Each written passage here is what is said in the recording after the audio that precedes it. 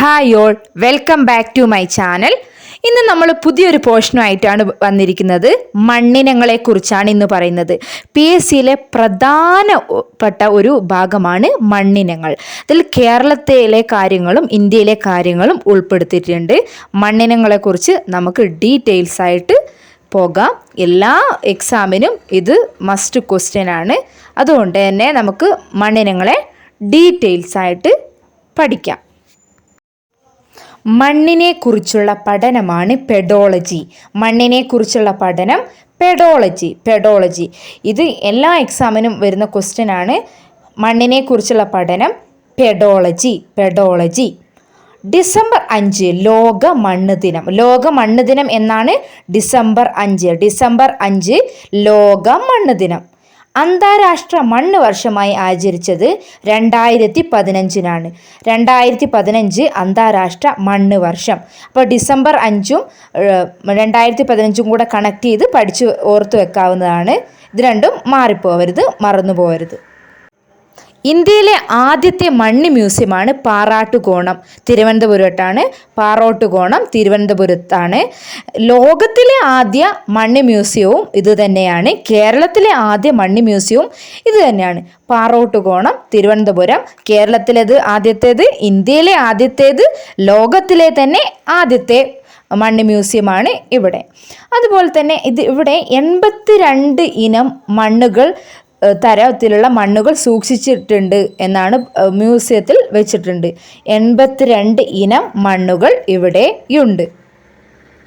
ഇനി മണ്ണ് ഗവേഷണവുമായി ബന്ധപ്പെട്ട പ്രധാന സ്ഥാപനങ്ങളാണ് പറയുന്നത്. Soil and land use survey of India ആസ്ഥാനം ന്യൂഡൽഹിയാണ്. 1958 രൂപീകരിച്ചത്. അതേപോലെ സെൻട്രൽ സോയിൽ സലൈനൈറ്റ് ഇൻസ്റ്റിറ്റ്യൂട്ട് ആസ്ഥാനം കർണാൽ, ഹരിയാന. ഇനി Indian institute of soil science ആസ്ഥാനം ഭോപ്പാലാണ്. അതേപോലെ all India soil research institute ആസ്ഥാനം റാഞ്ചിയാണ്. കൃഷിക്ക് അനുയോജ്യമായ മണ്ണിൻ്റെ pH മൂല്യം 6 മുതൽ 7.5 വരെയാണ്. 7.5 വരെയാണ്. കൃഷിക്ക് ഏറ്റവും അനുയോജ്യമായ മണ്ണ് എക്കൽ മണ്ണാണ്. ഇന്ത്യയിൽ പ്രധാനമായി 8 തരം മണ്ണിനങ്ങളുണ്ട്. കേരളത്തിൽ പ്രധാനമായിട്ടും 7 തരം മണ്ണാണുള്ളത്. കേരളത്തിൽ 7ഉം ഇന്ത്യയിൽ 8 തരം മണ്ണിനങ്ങളും ഉണ്ട്. അവ ഏതാണെന്ന് നമുക്ക് ഡീറ്റെയിൽസ് ആയിട്ട് നോക്കാം. ചുവന്ന മണ്ണ് അല്ലെങ്കിൽ ചെമ്മണ്ണ്. 2 ലാറ്ററൈറ്റ് മണ്ണ് അല്ലെങ്കിൽ ചെങ്കൽ മണ്ണ് എന്ന് പറയും. 3 കറുത്ത മണ്ണ്. 4 മരുഭൂമി മണ്ണ്. 5 പർവ്വത മണ്ണ്. 6 എക്കൽ മണ്ണ്. 7 പീറ്റ് മണ്ണ്. 8 ലവണ മണ്ണ് എന്നിവയാണ് പ്രധാനപ്പെട്ട 8 മണ്ണിനങ്ങൾ. ഇന്ത്യയിൽ ഏറ്റവും കൂടുതൽ എക്കൽ മണ്ണാണ് ഉള്ളത്. ഏറ്റവും കൂടുതലുള്ള മണ്ണിനം എക്കൽ മണ്ണാണ്. രണ്ടാമത് ചുവന്ന മണ്ണാണ്. ചെമ്മണ്ണ് എന്നറിയപ്പെടുന്ന ചുവന്ന മണ്ണാണ് 2ാം സ്ഥാനത്ത്. മൂന്നാമതോ കറുത്ത മണ്ണാണ് 3ാം സ്ഥാനത്ത്. കൂടുതൽ എക്കൽ മണ്ണ്, പിന്നെ ചുവന്ന മണ്ണ്, പിന്നെ കറുത്ത മണ്ണ്. ഇനി ചുവന്ന മണ്ണിനെ കുറിച്ച് പറയാം. ചെമ്മണ്ണ്, ചുവന്ന മണ്ണ്. ഛോട്ടാ നാഗ്പൂർ പീഠഭൂമിയിലാണ് ഏറ്റവും കൂടുതൽ കാണപ്പെടുന്നത്. ചുവന്ന കളറിന് കാരണം ഇരുമ്പിൻ്റെ അംശം ഏറ്റവും കൂടുതലുള്ള മണ്ണാണ് ചുവന്ന മണ്ണ്. ഇരുമ്പിൻ്റെ അംശം കൂടുതലാണ്. കാരണം കായാന്തരിത ശിലകൾക്ക് അപക്ഷയം സംഭവിച്ചാണ് ചുവന്ന മണ്ണുണ്ടാകുന്നത്. എങ്ങനെ?